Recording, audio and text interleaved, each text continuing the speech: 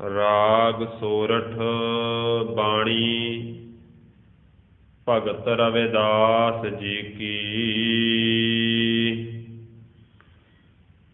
एक ओंकार सतगुर प्रसाद।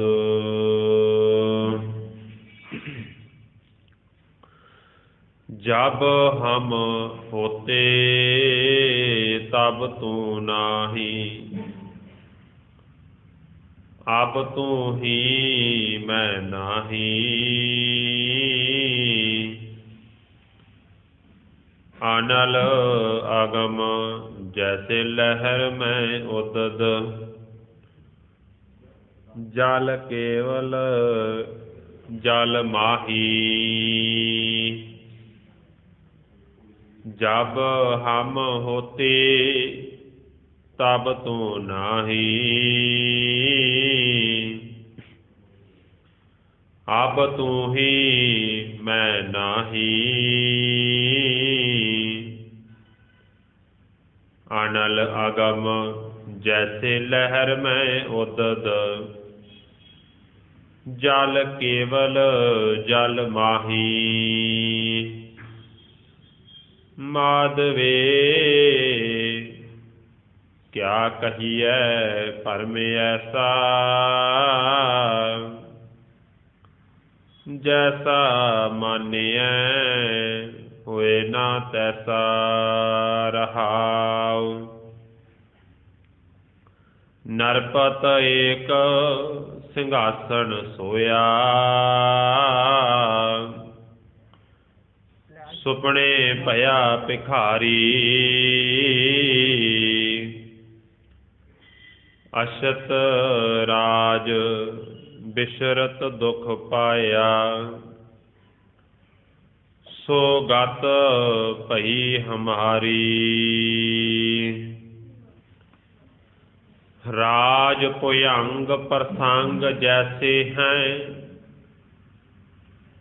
अब कछ मर्म जनाया। अनक कटक जैसे फूल परे, अब कहते कहन न आया। सर्बे एक अनेक स्वामी, सब घट भोगवै सोई। कह रविदास हाथ पै नेरै, सहजे हुए सो होई। सर्बे एक अनेक स्वामी, सब घट भोगवै सोई।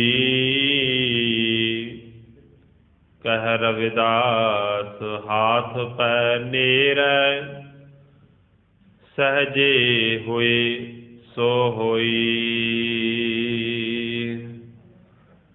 वाहिगुरु जी का खालसा, वाहिगुरु जी की फतेह। परम सन्मान सत्कारयोग चवर छत्र तख्त दे मालक, जुगो जुग अटल साहिब सतगुरु श्री गुरु ग्रंथ साहिब सच्चे पातशाह जी, तिन्हां दी पावन गोद अंदर जुड़ बैठ के अमृत वेले तो गुरु दरबार दीयां हाजरियां भर रहे हाँ। अज का जो पावन हुक्मनामा आप जी ने अदब सहित सरवण किया है, सत्कारयोग महापुरुष क्रांतिकारी योधे, जिन्हां ने अपने वेले दे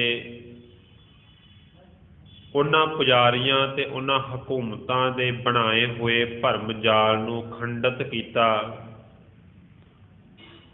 आम वर्ग की आवाज़ बन के इस भारत की धरती ते प्रगट होए वो महापुरुष, जिन्हां नूं दबा दिता गया, लुका दिता गया, जिन्हां दी आवाज़ नूं बंद करन वास्ते हर हीला हर तरीका वरतिया गया,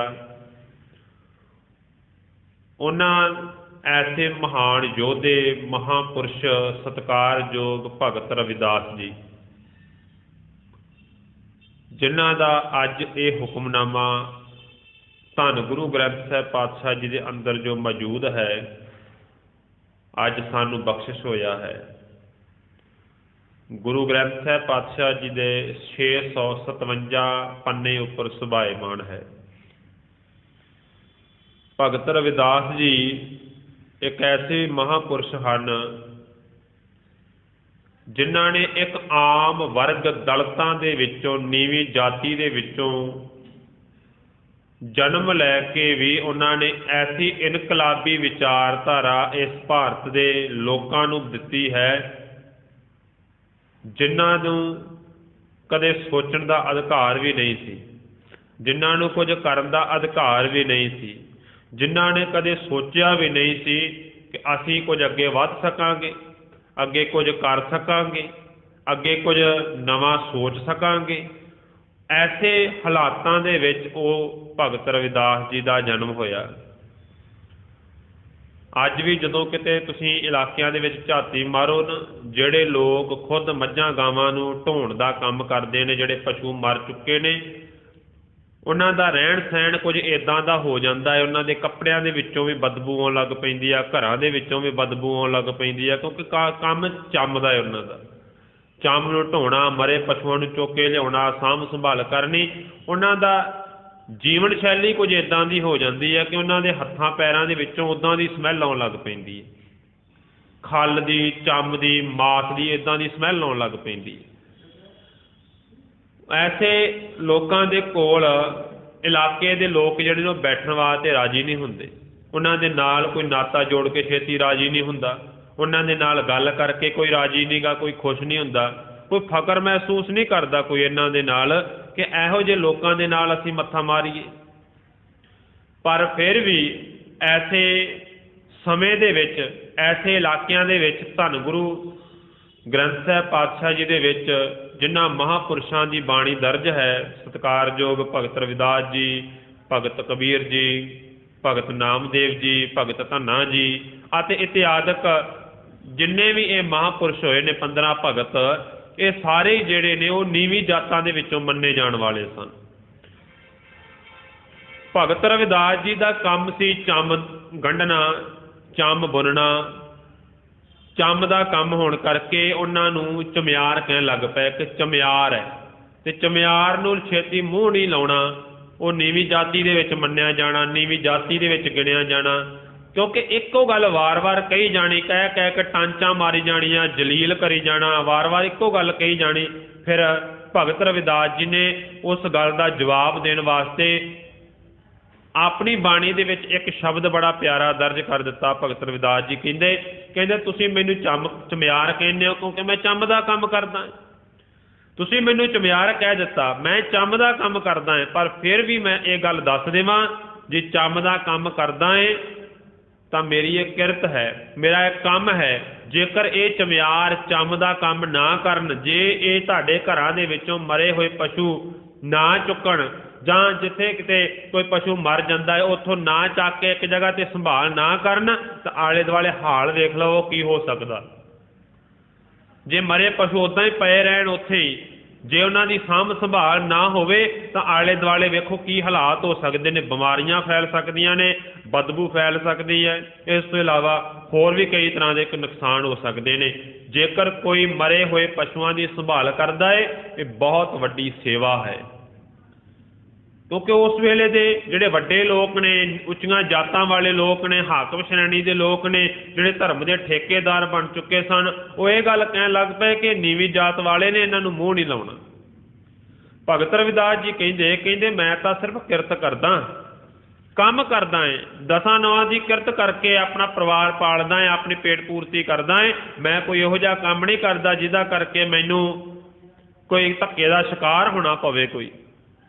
ਭਗਤ ਰਵਿਦਾਸ ਜੀ ਨੇ ਇੱਕ ਗੱਲ ਫਿਰ ਕਹੀ, ਮੈਂ ਤਾਂ ਕਰਦਾ ਕਿਰਤ, ਮੈਂ ਕਰਦਾ ਆਪਣੀ ਕਮਾਈ, ਪਸ਼ੇ ਮਰੇ ਹੋਏ ਪਸ਼ੂਆਂ ਨੂੰ ਸੰਭਾਲਦਾ ਢੋਂਦਾ ਹਾਂ, ਮੈਂ ਇਹ ਕਿਰਤ ਹੈ ਮੇਰੀ। ਪਰ ਤੁਸੀਂ ਲੋਕ ਹੋ ਜਿਹੜੇ ਲੋਕਾਂ ਨੂੰ ਵਹਿਮਾਂ ਭਰਮਾਂ ਦੇ ਵਿੱਚ ਪਾ ਕੇ ਲੋਕਾਂ ਦੇ ਸ਼ਰਧਾ ਦਾ ਨਜਾਇਜ਼ ਫਾਇਦਾ ਚੱਕ ਕੇ ਉਹਨਾਂ ਨੂੰ ਕਰਮ ਕਾਂਡਾਂ ਦੇ ਵਿੱਚ ਫਸਾ ਕੇ ਮੁਕਤੀ ਦੇ ਨਾਂ ਤੇ ਧਰਮ ਦੇ ਨਾਂ ਤੇ ਇਹੋ ਜਿਹਾ ਡਰਾਵਾ ਪਾ ਕੇ ਲੋਕਾਂ ਨੂੰ ਡਰਾਉਣੇ ਹੋ ਤੁਸੀਂ ਤੇ ਲੋਕਾਂ ਦੇ ਕੋਲੋਂ ਧਨ ਦੌਲਤ ਹੜੱਪ ਕਰਦੇ ਹੋ, ਭੇਟਾਵਾਂ ਹੜੱਪ ਕਰਦੇ ਹੋ, ਜਾਂ ਹੋਰ ਕਈ ਸਹੂਲਤਾਂ ਜਿਹੜੀਆਂ ਨੇ ਲੋਕਾਂ ਦੇ ਕੋਲੋਂ ਲੈਂਦੇ ਹੋ।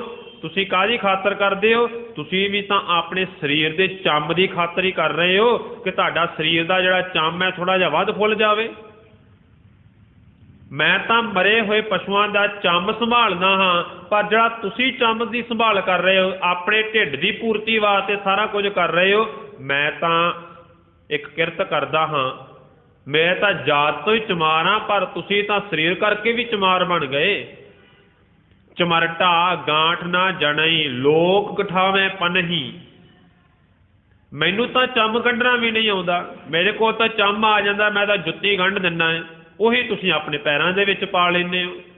ਮੈਂ ਜੇ ਚੰਮ ਦਾ ਕੰਮ ਕਰਦਾ ਹੈ ਤਾਂ ਮੈਂ ਚਮਿਆਰ ਹੋ ਗਿਆ, ਤੁਸੀਂ ਮੇਰੀ ਬਣਾਈ ਹੋਈ ਜੁੱਤੀ ਆਪਣੇ ਪੈਰੀ ਪਾ ਲੈਂਦੇ ਹੋ ਤੇ ਤੁਸੀਂ ਵੱਡੇ ਚੌਧਰੀ ਬਣ ਗਏ। ਇਹਦਾ ਮਾਪਦੰਡ ਕਿੱਥੋਂ ਲਿਆਂਦਾ ਤੁਸੀਂ?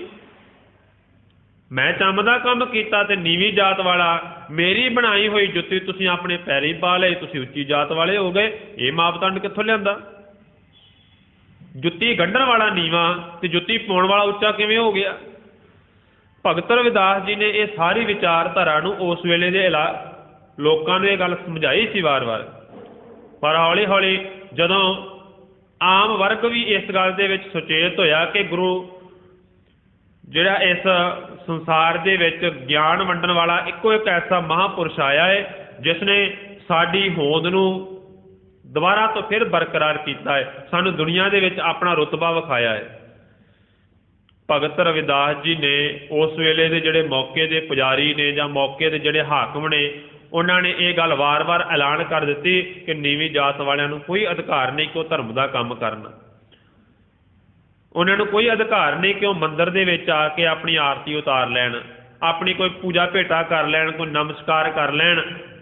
ਨੀਵੀਂ ਜਾਤ ਵਾਲਿਆਂ ਨੂੰ ਕੋਈ ਅਧਿਕਾਰ ਨਹੀਂ, ਕਿਉਂਕਿ ਬ੍ਰਾਹਮਣ ਨੇ ਤਾਂ ਵੈਸੇ ਹੀ ਇਹ ਉਸ ਵੇਲੇ ਭਾਰਤ ਵਰਸ਼ ਨੂੰ 4 ਹਿੱਸਿਆਂ ਦੇ ਵਿੱਚ ਵੰਡ ਦਿੱਤਾ ਗਿਆ। ਖੱਤਰੀ, ਬ੍ਰਾਹਮਣ, ਛੂਤ, ਵੈਸ਼, ਸਾਰਿਆਂ ਦੇ ਕੰਮ ਅਲੱਗ-ਅਲੱਗ ਕਰ ਦਿੱਤੇ ਗਏ, ਸਾਰਿਆਂ ਦੇ ਜਨੇਊ ਅਲੱਗ-ਅਲੱਗ ਕਰ ਦਿੱਤੇ ਗਏ, ਸਾਰਿਆਂ ਦੇ ਕਰਮ ਅਲੱਗ-ਅਲੱਗ ਕਰ ਦਿੱਤੇ ਗਏ, ਸਾਰਿਆਂ ਦੀ ਪੂਜਾ ਭੇਟਾ ਦੇ ਤਰੀਕੇ ਵੱਖਰੇ ਵੱਖਰੇ ਕਰ ਦਿੱਤੇ ਗਏ। ਕਹਿਣ ਦਾ ਭਾਵ ਇੱਕ ਤਰ੍ਹਾਂ ਨਾਲ ਵੰਡੀਆਂ ਪਾ ਕੇ ਰੱਖ ਦਿੱਤੀਆਂ ਗਈਆਂ, ਇੱਕ ਤਰ੍ਹਾਂ ਨਾਲ ਵੰਡੀਆਂ ਪਾ ਦਿੱਤੀਆਂ ਗਈਆਂ ਤੇ ਵੰਡ ਕੇ ਰੱਖ ਦਿਓ, ਕਿਉਂਕਿ ਇਹ ਨੀਤੀ ਰਹੀ ਹੈ, ਪਾੜੋ ਤੇ ਰਾਜ ਕਰੋ। ਉਸ ਵੇਲੇ ਭਗਤ ਰਵਿਦਾਸ ਜੀ ਨੇ ਇਹ ਗੱਲ ਕਹੀ ਸੀ ਕਿ ਤੁਸੀਂ ਕਹਿੰਦੇ ਹੋ ਕਿ ਧਰਮ ਦੇ ਤਰੀਕੇ ਅਸੀਂ ਦੱਸਾਂਗੇ, ਤੁਸੀਂ ਕਹਿੰਦੇ ਹੋ ਕਿ ਆਰਤੀਆਂ ਕਰਨ ਦੇ ਤਰੀਕੇ ਅਸੀਂ ਦੱਸਾਂਗੇ, ਕਿਉਂਕਿ ਤੁਸੀਂ ਰੱਬ ਨੂੰ ਬਣਾ ਲਿਆ ਆਪਣੀ ਪਰਸਨਲ ਜਾਇਦਾਦ, ਪਰਸਨਲ ਪ੍ਰਾਪਰਟੀ ਬਣਾ ਲਿਆ ਤੁਸੀਂ। ਇਹ ਰੱਬ ਕੋਈ ਕਿਸੇ ਦਾ ਪਰਸਨਲ ਨਹੀਂ ਹੈ। ਰੱਬ ਦੀ ਰਜ਼ਾ ਦੇ ਵਿੱਚ ਕੋਈ ਵੀ ਚੱਲ ਸਕਦਾ ਹੈ, ਰੱਬ ਨੂੰ ਕੋਈ ਵੀ ਮੰਨ ਸਕਦਾ ਹੈ, ਰੱਬ ਦੀ ਰਜ਼ਾ ਵਿੱਚ ਕੋਈ ਵੀ ਤੁਰ ਸਕਦਾ ਹੈ। ਜ਼ਰੂਰੀ ਨਹੀਂ ਕਿ ਖਾਸ ਕੋਈ ਅਲੱਗ ਕੋਈ ਖਿੱਤਾ ਇਹੋ ਜਿਹਾ ਹੈ ਜਾਂ ਕੋਈ ਅਲੱਗ ਕੋਈ ਨਸਲ ਇੱਦਾਂ ਦੀ ਹੈ, ਕੋਈ ਜਾਤ ਇੱਦਾਂ ਦੀ ਹੈ ਜਿਹੜਾ ਸਿਰਫ ਉਹੀ ਰੱਬ ਨੂੰ ਯਾਦ ਕਰ ਸਕਦਾ ਹੈ। ਕਿਉਂਕਿ ਰੱਬ ਨੂੰ, ਅਕਾਲ ਪੁਰਖ ਨੂੰ ਰੰਗਾਂ, ਜਾਤਾਂ, ਨਸਲਾਂ, ਭੇਦਾਂ, ਬਾਰਡਰਾਂ, ਹੱਦਾਂ, ਸਰਹੱਦਾਂ ਦੇ ਵਿੱਚ ਕੈਦ ਨਹੀਂ ਕੀਤਾ ਜਾ ਸਕਦਾ। ਰੱਬ ਸਭ ਜਗ੍ਹਾ 'ਤੇ ਹਾਜ਼ਰ ਹੈ, ਰੱਬ ਸਭ ਜਗ੍ਹਾ 'ਤੇ ਮੌਜੂਦ ਹੈ, ਉਹਦੀ ਰਜ਼ਾ ਇੱਥੇ ਵੀ ਮੌਜੂਦ ਹੈ, ਉੱਥੇ ਵੀ ਮੌਜੂਦ ਹੈ।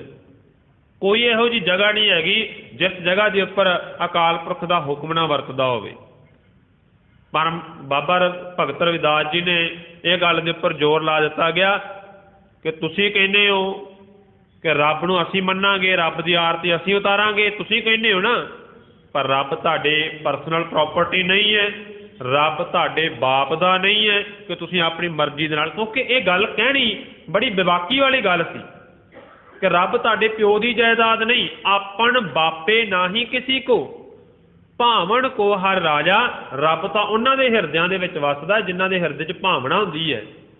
ਰੱਬ ਉਹਨਾਂ ਦੇ ਹਿਰਦਿਆਂ ਦੇ ਵਿੱਚ ਵਸਦਾ ਜਿਨ੍ਹਾਂ ਦੇ ਹਿਰਦੇ 'ਚ ਪ੍ਰੇਮ ਹੁੰਦਾ ਹੈ, ਭਾਵਨਾ ਹੁੰਦੀ ਹੈ, ਸ਼ਰਧਾ ਹੁੰਦੀ ਹੈ ਜਿਨ੍ਹਾਂ ਦੇ ਹਿਰਦੇ ਦੇ ਵਿੱਚ, ਜਿਹੜੇ ਰੱਬ ਨੂੰ ਇੱਕਮਿਕ ਕਰਕੇ ਜਾਣਦੇ ਨੇ, ਜਿਹੜੇ ਰੱਬ ਨੂੰ ਆਪਣੇ ਕੋਲ ਆਪਣੇ ਹਿਰਦੇ ਦੇ ਵਿੱਚ ਵਸਦੇ ਨੇ, ਜਿਹੜਾ ਉਹਨੂੰ ਮੰਨਦੇ ਨੇ। ਰੱਬ ਉਹਨਾਂ ਦੇ ਉੱਪਰ ਕਿਰਪਾ ਕਰਦਾ ਹੈ। ਰੱਬ ਇਕੱਲਾ ਤੁਹਾਡੀ ਪਰਸਨਲ ਪ੍ਰਾਪਰਟੀ ਨਹੀਂ ਹੈ ਕਿ ਤੁਸੀਂ ਆਪਣੀ ਮਰਜ਼ੀ ਨਾਲ ਜਦੋਂ ਮਰਜ਼ੀ ਜਿੱਥੇ ਮਰਜ਼ੀ ਵਰਤ ਲਵੋ। बड़े प्यारे बोल कहे, आपन बापै नाही किसी को, भावन को हर राजा। ये शब्द जड़े ने धन बाबा रविदास जी के बोल 658, क्योंकि ये जो हुक्मनामा चल रहा ना 657 के उपर है सोरठ राग दे विच। इस तो अगला नाल ही अगला शब्द है, जो हम बाधे मोह फास, हम प्रेम बंधन तुम बाधे। अपने छूटन को यतन करो, हम छूटे तुम अराधे।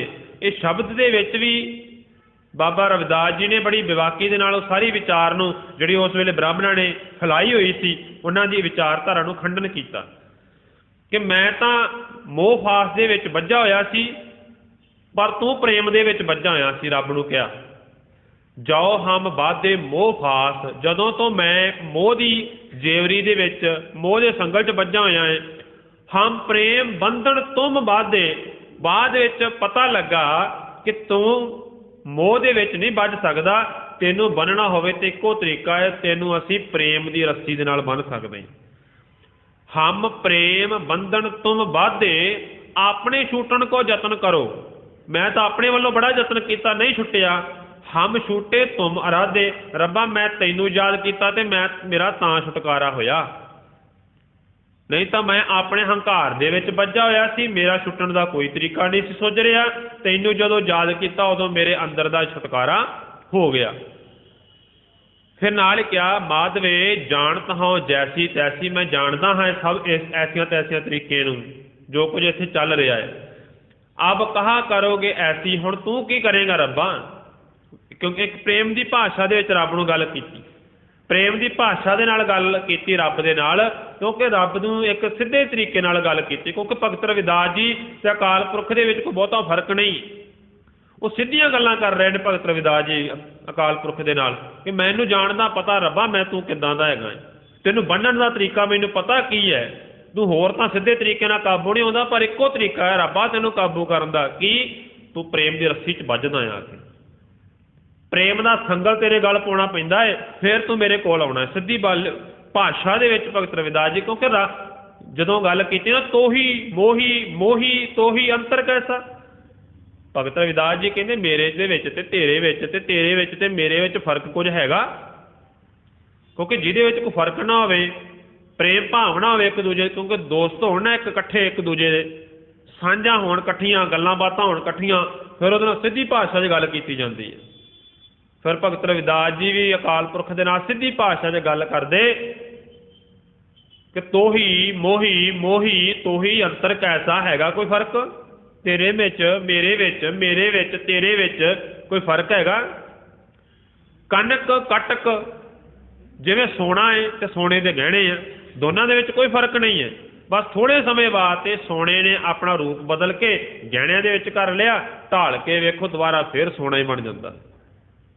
कनक कटक जल तरंग जैसा, जिवें पानी ते पानी झोठियां हुई लहरां, दोनों दे विच कोई फर्क नहीं। थोड़े समय वास्ते पानी ने अपना रूप बदल लिया, जदों लहरां खत्म होईयां फिर समाप्ति पानी दे विच जाके होनी, उन्हां दी लहरां दी होंद फिर उत्थे ही जाके खत्म होनी है। ये संसार भी इदां दा ही चल रहा है, यही कुछ संसार दे विच चल रहा है, बस बरीकी दे नाल वेखना इस तरीके नाल है। भगत रविदास जी ने समझाया, मीन पकड़ फांक्यो अर काट्यो, राध कियो बहु बानी, खंड खंड कर भोजन कीनो, तौ न बिसरियो पानी।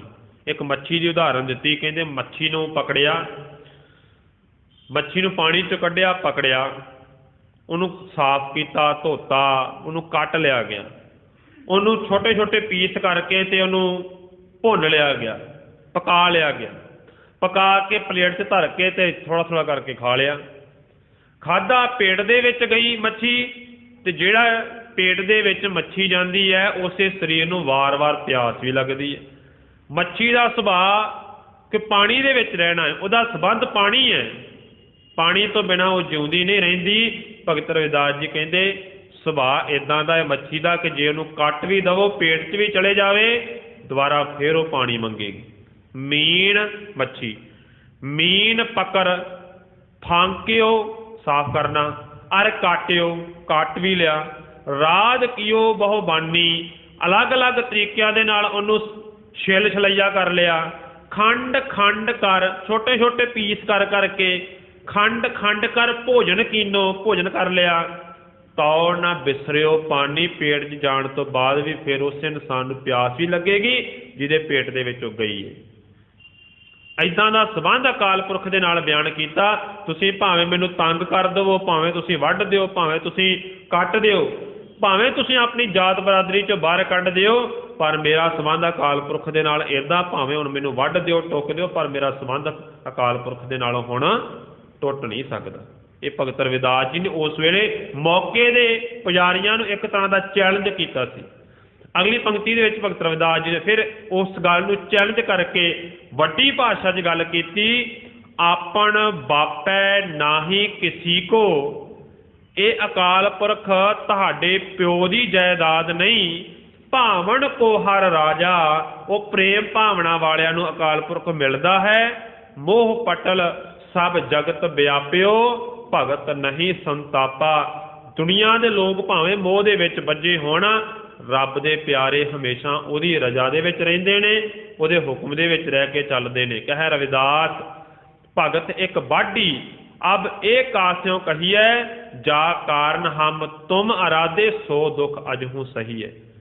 सतगुरु धन गुरु ग्रंथ साहिब पातशाह जी के अंदर ये बचन भगत रविदास जी ने अज का यह पावन जो हुक्मनामा आया है कि अकाल पुरख परमात्मा जिन्ना चिर तक तो हिरदे दे विच हैगा है, उन्ना चिर तक तो अंदर हंकार नहीं हुंदा। भगत रविदास जी का यह शब्द है, राग सोरठ बाणी भगत रविदास जी की, एक ओंकार सतगुर प्रसाद। जो हम होते, जब हम होते, जदों तक तो मैं ही कला, बस मेरी होंद है कली, मेरे अंदर इदा ईगो बोल रही है, मेरे अंदर का हंकार बोल रहा है, क्योंकि मेरे सिर ते हंकार चढ़िया पिया, मैनू सिर्फ अपना आप ही दिसदा, मैनू कोई दुनिया नहीं दिस रही। फिर जब हम होते तब तू ना ही, रब नूं मैं उत्थे क्यों पुछूं? फिर रब उत्थे हिरदे च कित्थे वसदा, जिथे हिरदे च हंकार टिकिया पिया है, हंकार की बोली है कि मैं ही मैं हाँ कला, उत्थे फिर रब नहीं हैगा। जदों किते इहो जी घटना वापरदी है जिंदगी च, कोई इहो जिहा दुर्घटना हुंदी है, फिर भज के गुरुद्वारे जाने मत्था टेकण, फिर भज के रब दे अगे अरदासां करदे आ, रब्बा हुण तां तूं बचा लै। उदों रब चेते आउंदा है, फिर उदों भला की कहंदे, रब्बा साडे कोल साडे हत्थ पल्ले कुछ नहीं, हुण तां तूं ही बचाउण वाला है। उदों यही गल कहंदे आ, रब्बा हुण साडे च कोई समर्था नहीं, हुण तां तूं ही बचा लै। ਵੱਡੇ ਵੱਡੇ सिर ते हंकार चक्की फिरन वाले, उदों उन्होंने सब रब भुलिया हुंदा, उदों कोई रब चेते नहीं। जब हम होते तब तू ना ही, अब तू ही मैं ना ही। जदों कोई मुसीबत इहो जी जिंदगी च खड़ी हुई, फिर उदों भज के मत्था टेकण, उदों भज के रब दे कोल, रब्बा हुण तां तू ही है, हुण मैं है नहीं इत्थे। जदों ये गल पहलां समझ लग जाती कि रब तो बिना तू नहीं हैगा, दोनों का संबंध है, रब तेरे विच ते तू रब विच है, ये चीज़ ये बरीकी नूं समझ लै। जदों तू ये समझ लविया कि रब तेरे विच है ते तू रब विच है, जिवें बाबा फरीद जी कहंदे ना, फरीदा खालक खलक में, रब दुनिया विच है ते दुनिया रब विच है। फरीदा खालक खलक में, खलक वसे रब माहे, रब दुनिया विच वस रहा है तो दुनिया रब विच वस रही, भाव दोने ही एक दूजे तो वखरे नहीं हन, इक्को ही हन, एक जगह के उपर ही मौजूद ने, दोनों के विच कोई फर्क नहीं हैगा। हाँ, थोड़े समय वास्ते एक ने अपना रूप बदल लिया, पर है उही दा उही है, दोनों के विच फर्क कोई नहीं हैगा। भगत रविदास जी ने कहा ना, जिवें सोना ते सोने के गहने दोने वेखण नूं दो लगदे ने, पर दोनों नूं ढाल दिओ एक ही है, एक ही रह जाता है, दोनों के कोई फर्क नहीं रह जाता। इस तरह भगत रविदास जी कहते, अनल अगम जैसे लहर में उदत, उदत कहते ने समुंदर दे विचों जदों वड्डियां लहरां, जदों हवा झक्खड़ तूफान चलते हैं, समुंदर दे विचों पानी छाला मारदा, उच्चियां उच्चियां लहरां उठदियां ने, बहुत उच्चियां लहरां उठियां, इंज महसूस हुंदा है लहरां दे विच ते समुंदर शायद अलग अलग ने, नहीं, हवा ठल्ली, पानी फिर घुम घुमा के उत्थे ही आ जाता है, क्योंकि पानी ने कुछ समय वास्ते अपना रूप बदलिया, अपना उन्हें रंग तमाशा विखाया, घूम के फिर वो लहरां पानी दे विच ही समा जांदियां ने। दोनां दे विच कोई फर्क नहीं हैगा। धन गुरु तेग बहादुर नौवें पातशाह सतगुरु कहंदे जैसे जल ते बुद्ध बुदा, जिवें पानी दे विचों एक बुलबुला निकलिया, जैसे जल ते बुद्ध बुदा उपजै बिनसै नीत। नीत कहंदे नित रोजाना। कई वारी पानी दे विचों एक इहो जी गल बनदी है कि हवा पानी की एक पतली जी तह दे विच कैद हुई, कुछ समय वास्ते उड्डी, उड के फिर जदों वो पानी टुट जाता है, हवा च गई, पानी दे विच चले गया। बस कहंदे संसार भी इदां दा ही है। कुछ समय वास्ते दुनिया दे विच चीज़ां बनदियां ने, कुछ समय बाद फिर मिट जांदियां ने, फिर नवीआं बनदियां ने, फिर मिट जांदियां ने। पर एक तरीका है जिहड़ा कुदरत दा नियम है जिहड़ा वो सदा ही बरकरार रहिंदा है। जैसे जल ते बुद्ध बुधा उपजै बिनसै नीत, जग रचना तैसे रची कहो नानक सुन मीत। आ संसार इदां ही रचिया होया है। इनू समझ लै कि तेरे विच ते रब विच कोई फर्क नहीं। तू रब विच है ते रब तेरे विच है। रब तेरे नालों वखरा नहीं ते तू रब नालों वखरा नहीं। जिहड़ी चीज़ दोने एक जगह के उपर है वो इक्के जगह दी है। निर्गुण आप सरगुण भी उही, निर्गुण ते सरगुण भी उही इक्को चीज़ ही है। दोनों दे विच फर्क कोई नहीं हैगा। फिर की कहंदे भगत रविदास जी, अनल अगम जैसे लहर में उदत। समुद्र दे विचों लहरां निकलियां, अनल अगम भारी भरकम हवा दा करके लहरां बणियां। जल केवल जल माही, लहरां तो बाद पानी दे विच पानी जाके समा जाता है। माधवे क्या कहिए भरम ऐसा। भरम किनू कहंदे ने? जैसा मानीए होए ना तैसा। एक भरम है साडा, जिद्दां असीं मन के बैठे हुए हैं वो है नहीं उदां दा। असीं समझ के बैठे हैं शायद रब वखरा है तो कुदरत वखरी है। असीं ये समझ के बैठे हैं। भगत रविदास जी ने स्पष्ट कर दिता, कहंदा माधवे क्या कहिए भरम ऐसा। ये भरम है, जैसा मानीए होए ना तैसा। जिद्दां मन के बैठे उदां है नहीं कि शायद रब वखरा है तो कुदरत वखरी है। रब ते कुदरत इक्के जगह दे बलिहारी कुदरत वसिया, कुदरत दे विच ही रब वसिया होया है। रब कुदरत नालों वखरा नहीं। जिवें मुसलमान समझदे हैं ना कि जिवें अकाल पुरख है, रब है जिहड़ा अल्लाह, वो वखरे आसमान दे विच बैठा है, वो वखरी हस्ती दे विच मन के बैठे हुए ने कि शायद एक वखरी जगह के उपर है।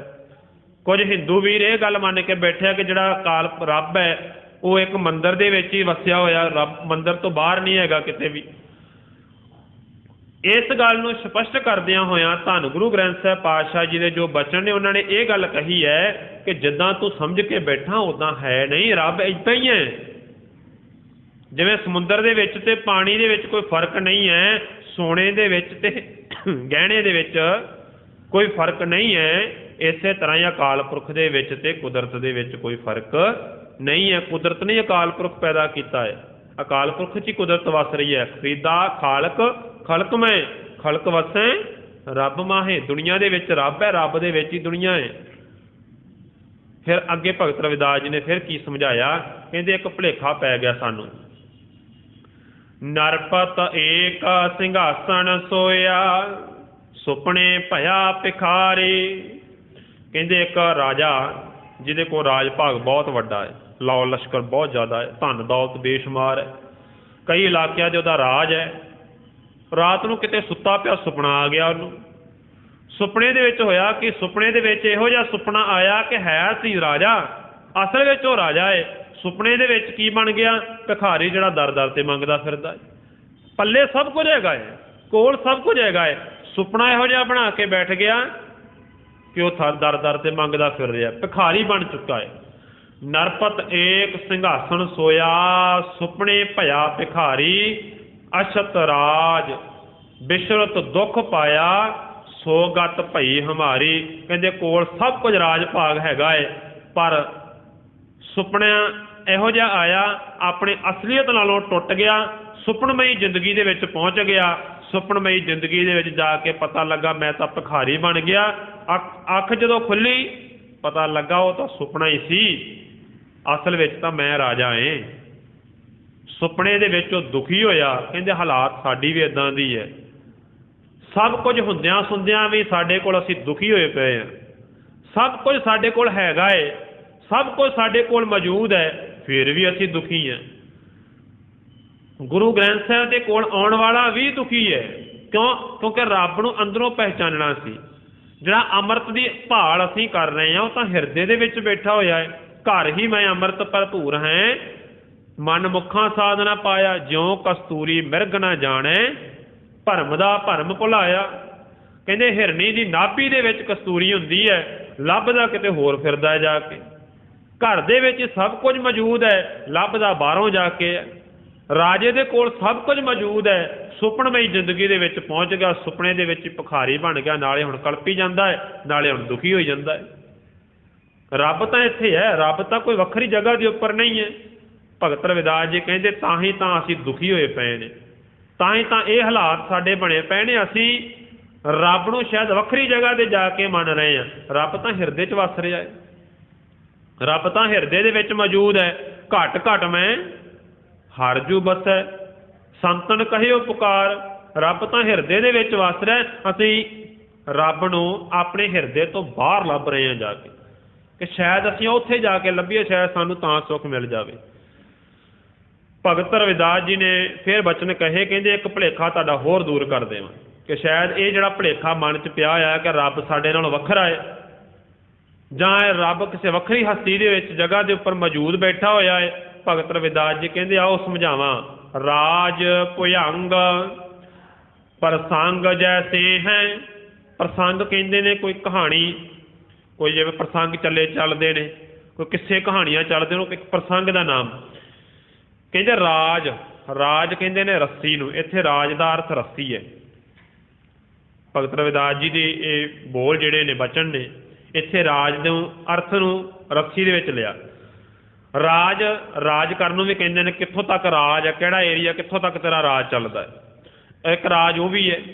इत्थे राज दा मतलब रज, रज भाव रस्सी, रस्सी ते भुजंग सप, रस्सी ते सप दे विच जिवें फर्क नहीं ना, भुलेखा हुंदा है ना, हनेरा होवे, रस्सी पई होवे, बंदा उहनूं वेख के डर जांदा, रस्सी नूं सप समझ लैंदा है।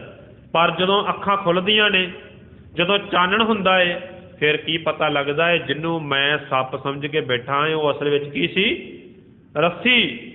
मैं जिन्हों समझ के बैठा है कि रब किसी वखरी जगह के उपर बैठा होया है, रब किसी वखरी थां के उपर मौजूद है, वो भी एक साडा भुलेखा है।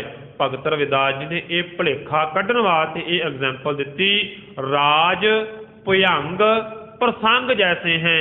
जिवें रस्सी ते सप की कहानी आम सुनी जाती है, प्रसंग चलते हैं, जिवें अब कश मरम जनाया। हुण इस गल का भेत पता लगा कि रस्सी दे विच ते सप दे विच बड़ा फर्क हुंदा है, रस्सी की हुंदी है ते सप की हुंदा है, इस गल का पता लग गया। राज भुजंग प्रसंग जैसे हैं, अब कश मरम जनाया, अनक कटक जैसे भूल परे, अब कहते कहण ना आया। अनेकां गहणे ने जिहड़े वो अपने अपने रंगां दे विच, अपने अपने शक्लां दे विच बनदे ने, आखिर नूं फिर वो जदों ढाल दिता जावे गहना, ते आखिर नूं फिर उत्थे जाके सोने का सोना ही बन जाता है। हुण गहणे दे विच ते सोने दे विच कोई फर्क नहीं है। ये भुलेखा कढ़ दिता गुरु भगत रविदास जी ने कि सोने दे विच ते गहणे दे विच फर्क नहीं। हाँ, कुछ समय वास्ते उस सोने नूं कढ़िया, टुकड़ा कीता, उहनूं ढाल के ਉਹਨੂੰ ਗਹਿਣਾ ਬਣਾ ਲਿਆ ਗਿਆ ਉਹਦਾ। ਪਰ ਜਦੋਂ ਉਸੇ ਗਹਿਣੇ ਨੂੰ ਫਿਰ ਉਹਨੂੰ ਅੱਗ ਦੇ ਵਿੱਚ ਤਪਾ ਦਿੱਤਾ ਜਾਂਦਾ ਹੈ, ਗਹਿਣਾ ਫਿਰ ਘੁੰਮ ਘੁਮਾ ਕੇ ਸੋਨਾ ਹੀ ਬਣ ਜਾਂਦਾ ਹੈ। ਗਹਿਣੇ ਦੇ ਵਿੱਚ ਤੇ ਸੋਨੇ ਦੇ ਵਿੱਚ ਕੋਈ ਬਹੁਤਾ ਫਰਕ ਨਹੀਂ ਹੈਗਾ।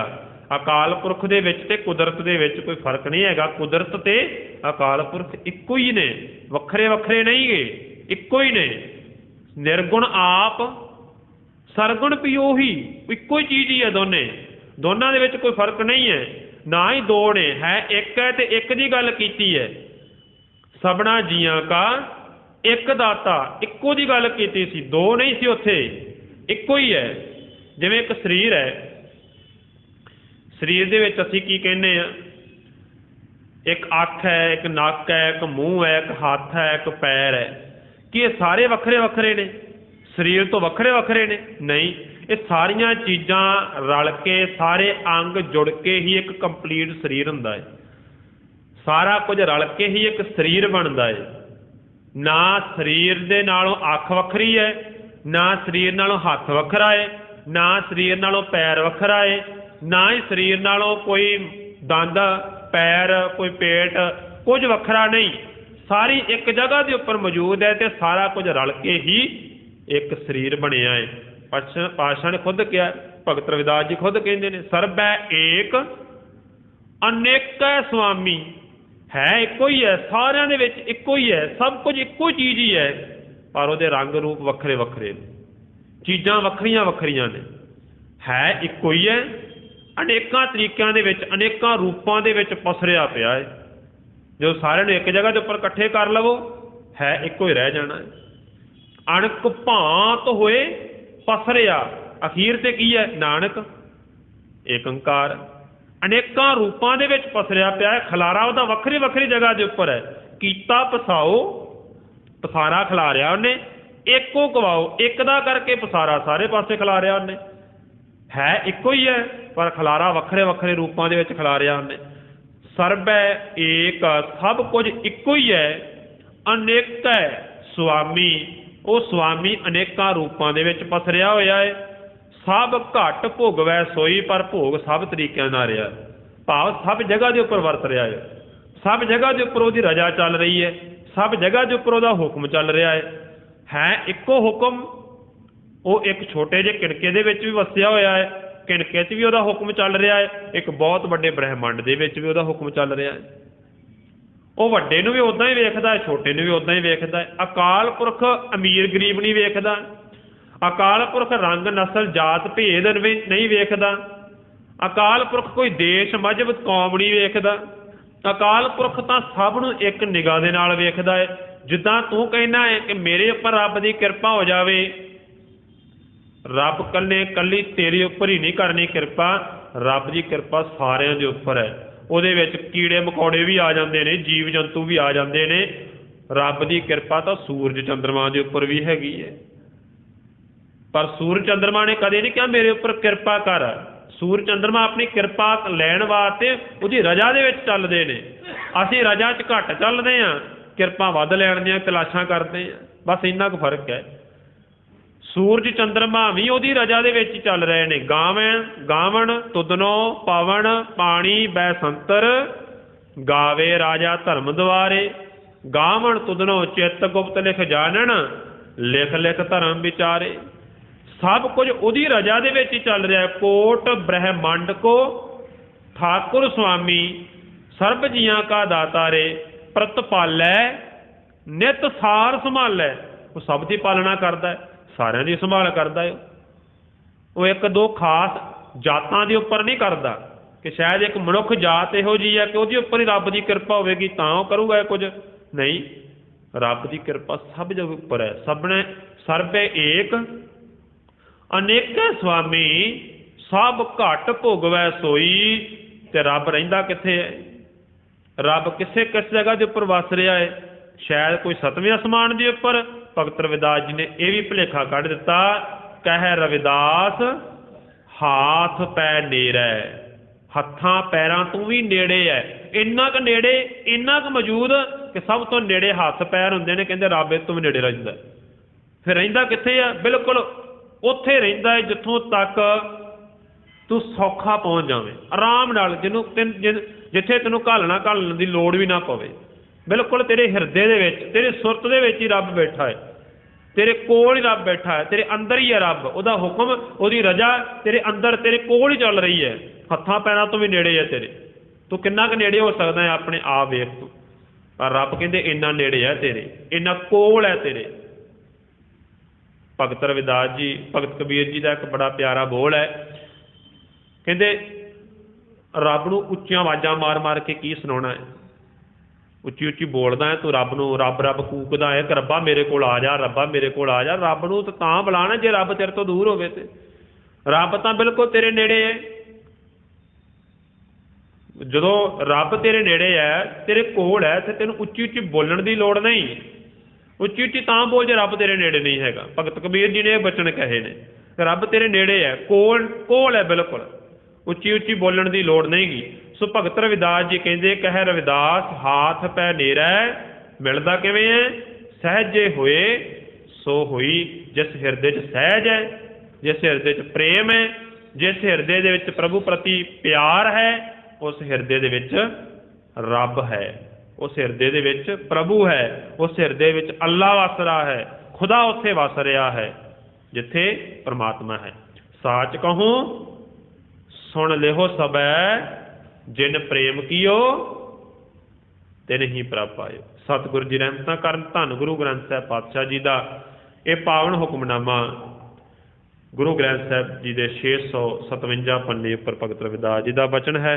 ਸਤਿਗੁਰੂ ਜੀ ਕਿਰਪਾ ਕਰਨ। ਅਰਦਾਸ ਬੇਨਤੀ ਕਰੀਏ। ਆਓ ਫਤਿਹ ਦੀ ਸਾਂਝ।